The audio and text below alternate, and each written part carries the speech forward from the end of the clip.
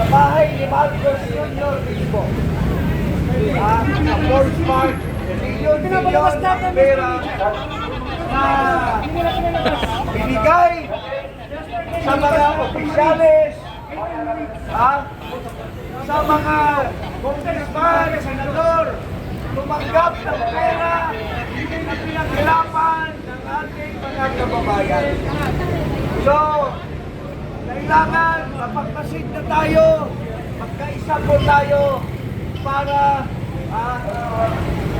mapagdala natin sa husgado at makulong ang mga magnanakaw sa pera ng bayan, sa pera ng ating mga mamamayan na naghihirap, nagbabayad ng buwis araw-araw. Mga kababayan, andito kami ngayon, nagsilibrar ng 40th EDSA People Power. So, ilagay natin sa puso at diwa natin na hindi pa rin libre ang ating mga kababayan sa karahasan, sa mga suppression at mga panghaharas ng gobyerno sa atin. Maraming pinapahila ng kaso, nagsasalita lang sa kanilang galing sa ating kamulastugan ng ating gobyerno. So, ngayon ang panahon, ibalik natin ang diwa ng EDSA Power Revolution. Magkaisa po tayo. Hikayat ko lahat ng ating mga kababayan. Mayroong hinihiling kami sa ating Pangulo base sa ating saligang batas. Nakita niyo ba ang Pangulo ng ating bayan, si Marcos? Halos payat na payat na. Payat na payat na si Marcos. Hindi pa rin niya sinasabi sa ating mga kababayan base sa Section 12, Article 7 na kung malubha ang kalagayan, ang health ng ating Pangulo ay kailangan sabihin niya sa taong bayan kung may kakayahan pa siya mamuno sa ating bansa. Base po yan sa saligang batas. Wala po tayong nilalabag. Pero hanggang ngayon, hindi pa niya sinasabi kung anong kalagayan. Baka mabigla na lang tayo at magkagulo ang ating bansa kung hindi niya dinidisclose yung kalagayan po niya base sa ating saligang batas. So, yun lang po. Ibibigay ko po kay Ka-Eric para so, ito si Oliver. Magsalita. Ang init. Salita ka, Oliver. Saan si Mike? Tama po ang sabi ni Komsing Paras. Hindi po natin alam kung ano ang kalagayan ng ating Pangulong Bangag. Dahil hindi po nila sinasabi kung ano ang tunay na karamdaman. Ganon din po ang nangyari sa kanyang ama na hindi rin po sinabi ang totoong kalagayan o totoong sakit ni Pangulong Marcos Senior nung panahon po nila.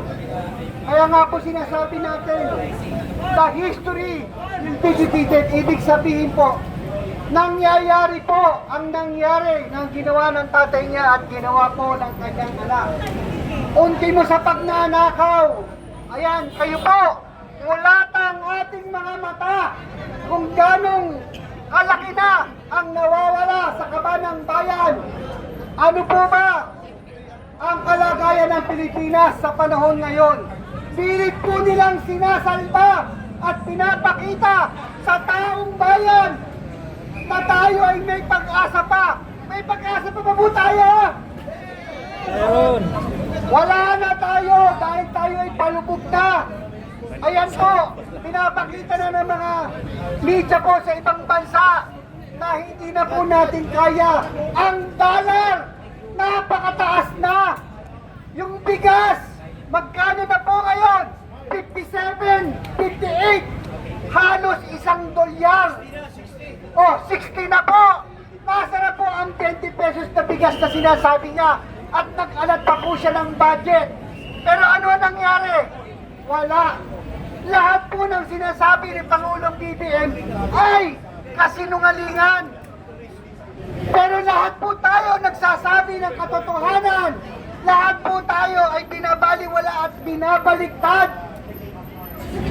Kahapon nagsalita po ang 18 Marines na nagsasabi po kung ganong karami at ganong kalaki at ganong karaming mga bagahe na dinadala nila sa iba't ibang lugar, especially kay Pangulong BBM.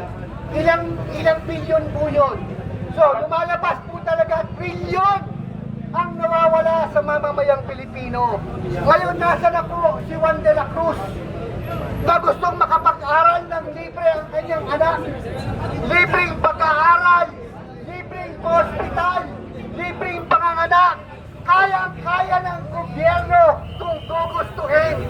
Samantalang sila, habang tayo'y binabaha, ang buong Metro Manila, NCR, sila naman po, binabaha ng yaman. Bili rito, bili ron. Nasa na po yung mga pera na sinasabi po nilang pinagbenta ng mga sports car. Ba't hindi po natin ibigay yan, ipagpatayo ng ospital at itulong sa mamamayang Pilipino? Sa mga may cancer patient, pumipila. Alam niyo po ba yun, kung may mga kamag-anak po tayo, di ba? Grabe po sila pumila. Kapag kahaba-haba, tapos ano nangyayari po? Lumapit ka kay congressman, lumapit ka kay mayor. Kaya ayan po, pagpapatunay na 40 years in the making na hanggang sa ngayon, patuloy tayong niloloko. Niloko na tayo ng tatay, niloko pa rin tayo ng anak. Ayan po ang magpapatunay na 40 years tayong niloloko ng mga Marcos. Marcos, bangap. Marcos, resign. Marcos, manloloko. Yan. Okay. Tama ka muna ba, mga kababayan, binigyan po tayo ng 15 minutes ng ating mga kapulisan